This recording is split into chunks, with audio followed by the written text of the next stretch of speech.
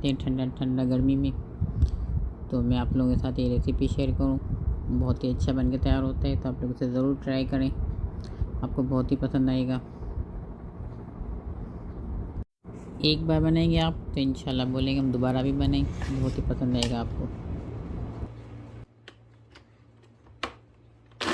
देख सकते हैं कितना माशाल्लाह बन के अच्छा तैयार हुआ है, क्रीमी क्रीमी।